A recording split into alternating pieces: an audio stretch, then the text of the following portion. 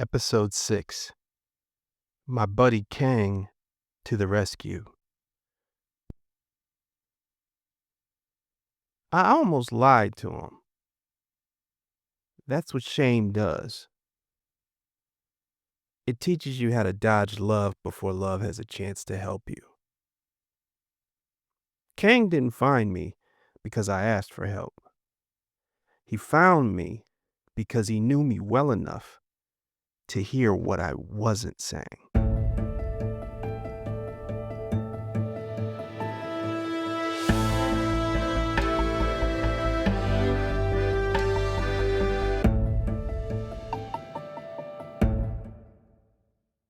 Last episode, I talked about what it really felt like to be homeless in Hollywood.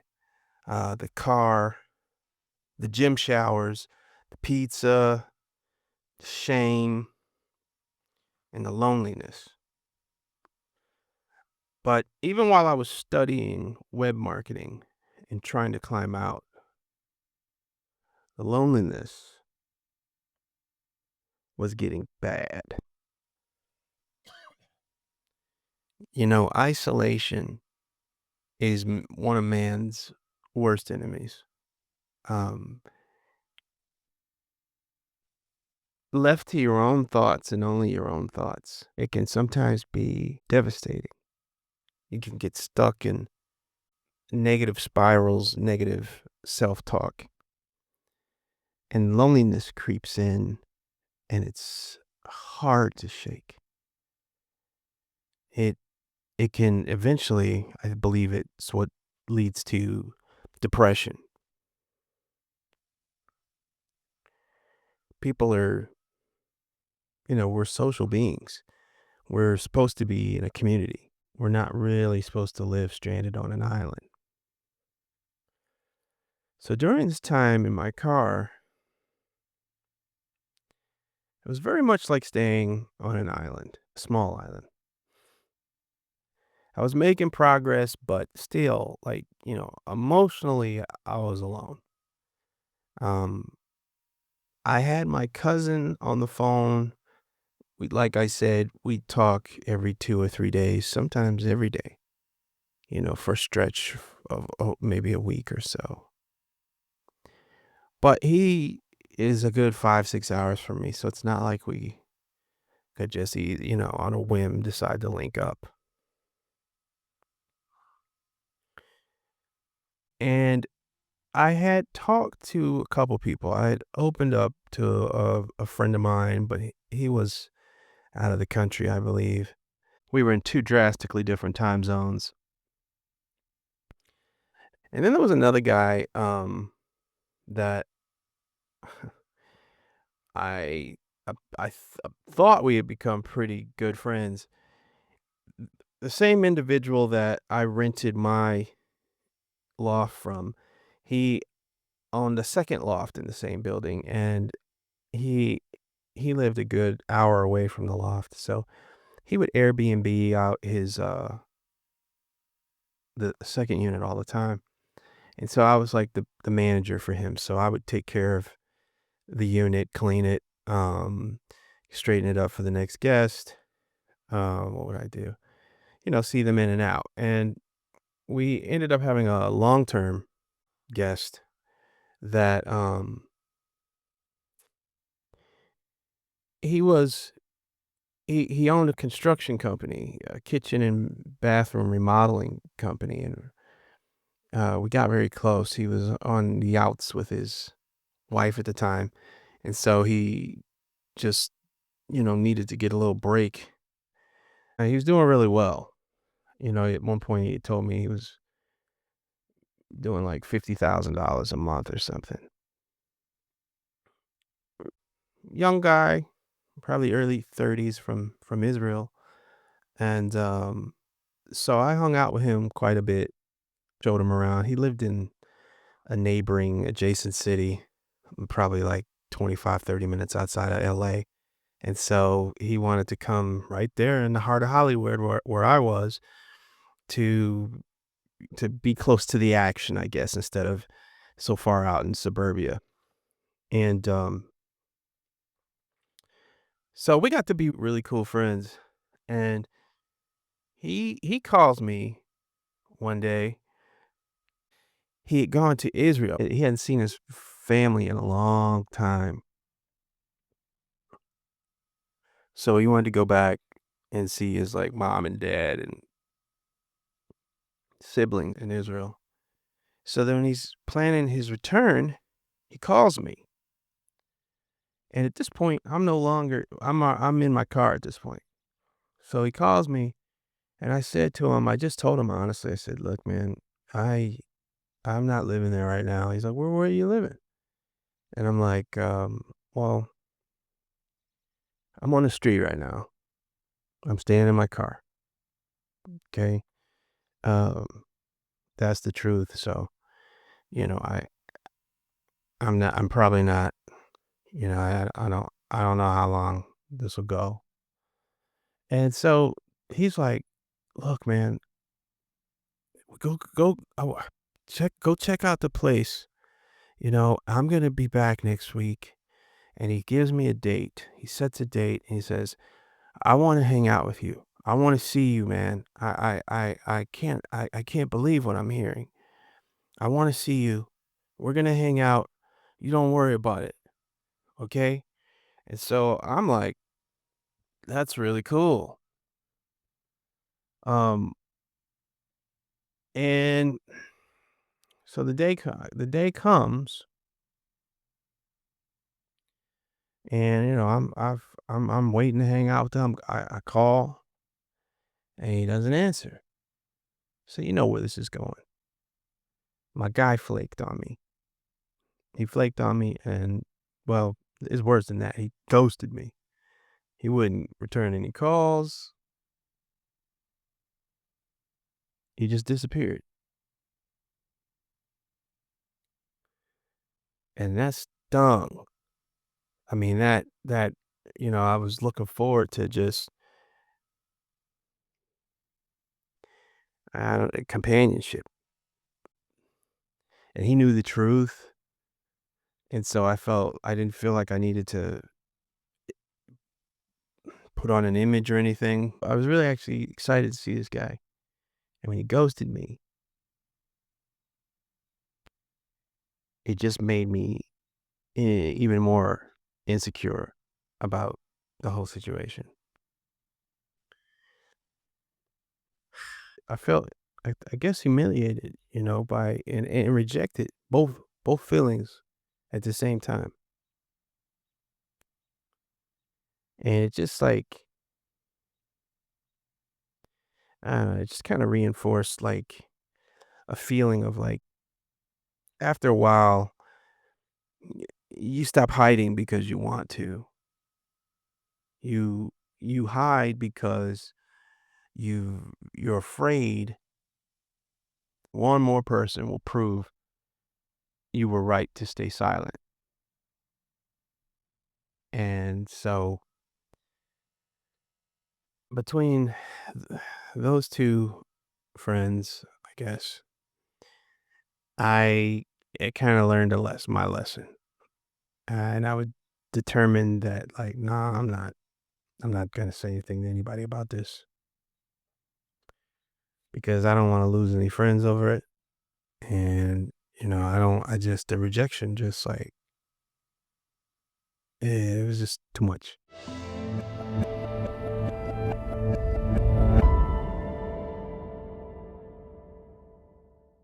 I did have a friend, but I had another friend named, well, I'm just using the name Kang, okay? Kang was Korean, and he was a childhood friend, someone I had met in elementary school.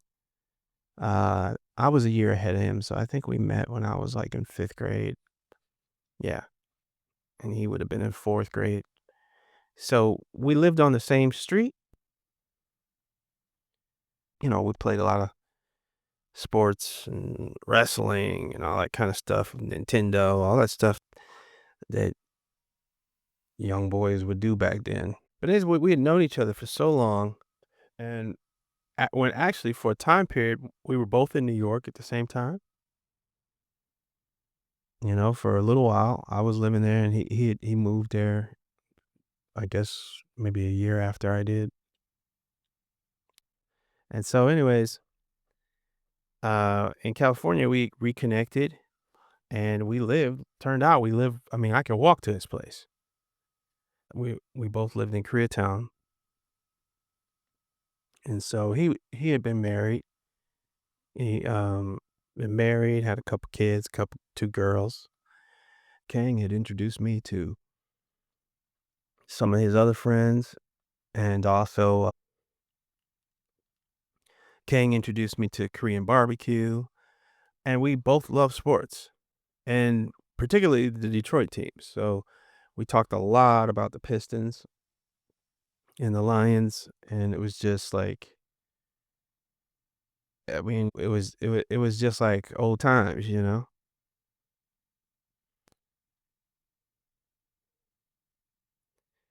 So Kang was somebody that I felt really, really safe talking to.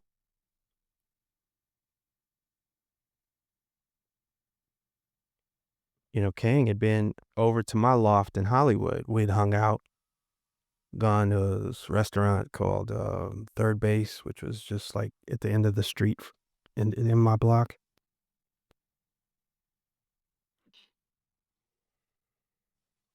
And so he had seen how I was doing, and but Kang knew me. Kang knew the old me before Hollywood, before our careers and before the collapse. Kang knew me. Kang knew me before the image. That's probably why he could hear through it.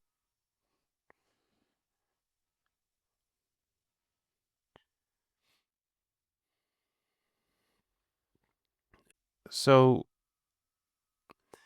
finally, I couldn't take it anymore, and I wanted to call him. So I call him up, and we're having one of those easy conversations about sports, life, Pistons, in other words, more sports. And everything's going good. He's on the phone way longer than you can normally hold his attention span for. We must have been on the phone a good hour, maybe an hour and a half. And he asks, let's connect, man. Let's get together. And I'm like, yeah, yeah, yeah, we'll do that. Yeah, we can do that. But I was trying to not give any type of definite time. I was trying not to commit to a certain schedule or calendar date. And so he starts saying, "Hey, you still live in the same place?" And I'm trying to like, "Yeah, man. Yeah, we'll have to connect sometime. Maybe I'll go out there, or you come out here, or something. But we'll figure something out." I'm trying to like, okey doke my way out of this. Not that I didn't want to see him,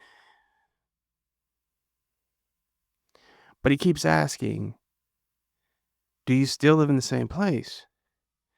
And I don't know. I tried to say something else, and he "Do you still live in the same place?" Like, he was not dropping that question.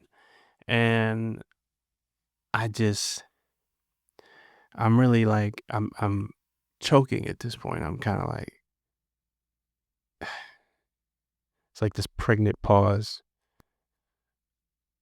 and I'm like debating, can I tell him? Should I tell him? Am I gonna tell him? Mm, and then I almost can't believe it, but I told him. I'm like, "Man, Kang, I'm not right now. I'm not. I'm homeless, man. I'm living in my car. I haven't been in my place for few months now. So I'm just telling you the situation because you're asking.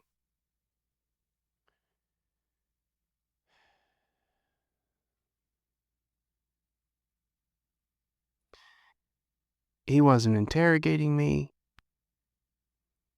He was simply listening to the silence between my answers. And suddenly, it's like, you gotta come over, man. I've got my daughters this weekend. We're gonna be barbecuing. You should come on over. But he lives in Orange County, in Garden Grove specifically, and that's a good 45-minute, hour to an hour drive, plus or minus, from LA. So I had to tell him that I didn't have the gas. I didn't have the gas to drive from Hollywood to Garden Grove. Now, I thought the hardest thing would be saying I was homeless. But saying I didn't even have enough gas to get to his help, that broke something in me. So, I mean, without skipping a beat, I'm mumbling, fumbling through why I can't come over. He must have looked me up. He goes, I hear like when you're on the phone and you hear like you get a text or something. I hear some sort of notification, and then he says, "Hey, did you get a notification?" I'm like, yeah, I just heard something." He says, "Yeah, see if that's a PayPal notification." And so I look and it's pay. I say, "Yeah, it's PayPal." And I check and yeah, and then I open it and this brother has sent me. I thought I thought I was gonna open this PayPal notification and see that he sent me $50 so I could, put a decent amount of gas in my car. But when I opened that PayPal notification, he had sent me $1,000, and he said, "Come on over." And when I saw that he had sent $1,000, I couldn't. Tears just started. I get emotional sometimes just thinking about it because he didn't have to do that. He did not have to do that. The thing about that, I mean, there's people who care in theory, and then there's people who move in real life. And that's what he did. He didn't just say, "Oh man, I'm really sorry to hear all this. Uh, you should come over when you can." He didn't just leave it like that. When I told him I didn't have the gas money, that PayPal notification was not just money. It was proof that I hadn't disappeared.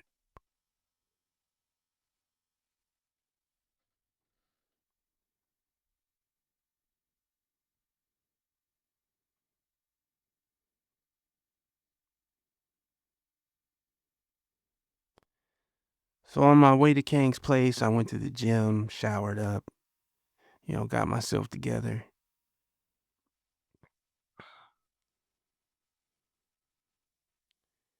And when I got over to his place, uh, he and his daughters were already out in the swimming pool. He had his daughters were like one of them was 10 or 11, and the other was the youngest one was like 5 at the time. So they were already, in the pool having fun, splashing around. So I just showed up and just kind of watched them um, and swimming around. And then eventually we went inside, and the girls got showered up while they were, in the bathroom. King and I sit down on the couch, and he first thing he says was, "I can't believe you've been living like that for months and didn't tell me."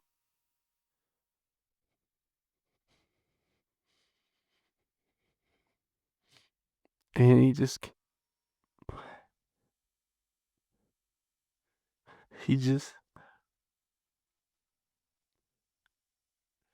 I didn't have an answer to that. And the next thing he says, "Man, you can stay here however long you need to."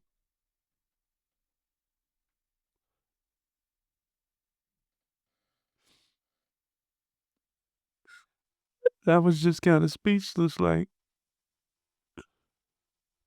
because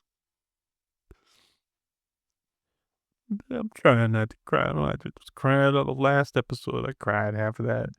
I don't want to cry through this.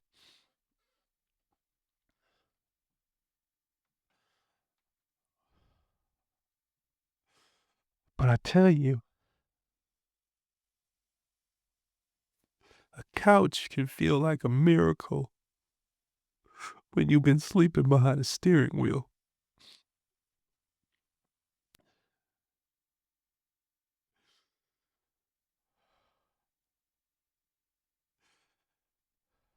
And when Kang offered to let me stay in his home, I mean, it was so much more than that. He stocks the refrigerator, so when he's at work, I could fix sandwiches and, hot dogs, hamburgers, pork chops. I mean, he gave me options, not just, oh, you get bologna and cheese for lunch or whatever. I mean, he really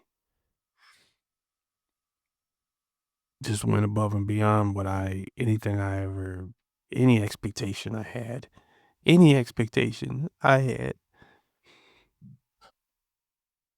He just blew it out of the water. And he gave me a place to recover. And the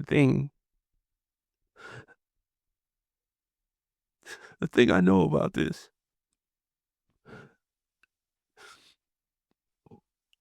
Kang showed me that, see, fake friends disappear when your image collapses, but real friends show up when your life collapses.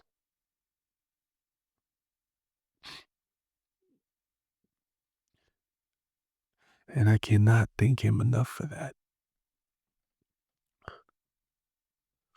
Because Stand with Kang was the beginning of my rebuild, not just a rescue. Kang, uh, I mean, it doesn't magically solve my whole life, right? But it gives me a foundation. While I'm staying with him, I got a part-time photo booth job. Um, I'm studying web marketing, and I'm just beginning to, rebuild step by step. And that's really what Kang offered me, was a helping hand. A helping hand does not replace the work. It gives you enough ground to stand on so you can do the work. And that's what he gave me.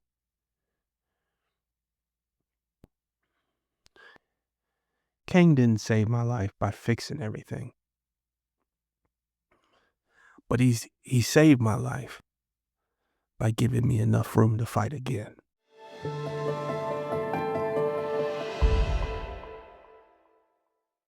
So here's the lesson and closing question.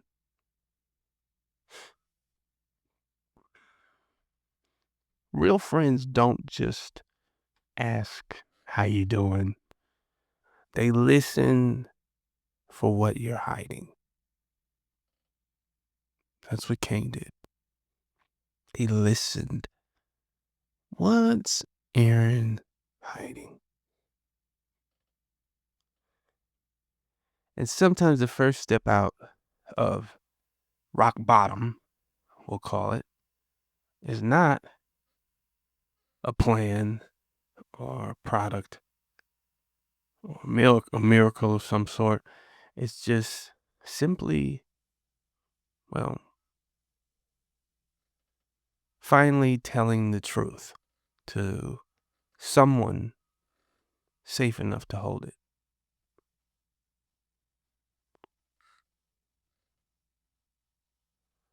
So my closing question now is, who in your life would you trust with the truth if pretending stopped working?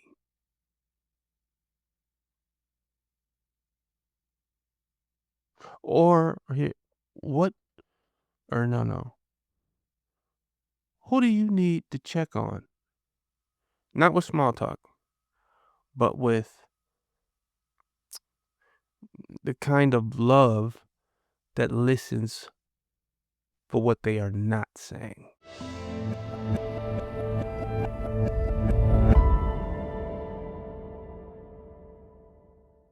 Okay, next episode, I'll talk about elders' hard truth and why not every person who helps you will comfort you. So the main message here in episode 6 is Kang, he didn't fix my whole life, but he gave me enough ground to stand on so that I could fight again. Pride kept me in the car. Truth opened the door. And Kang was the friend on the other side of it.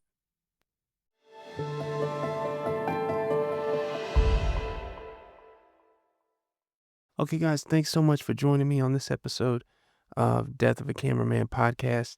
I just want to let you know there is a blog on deathofacameraman.com. There's a blog section where I give extra facts, clear up some things, a little extra detail to my story in the blog section that might not be covered in the book. And sometimes when I'm doing these recordings, I forget to mention as well. So feel free to check out the blog on deathofacameraman.com. Also, you can download the free ebook on there as well.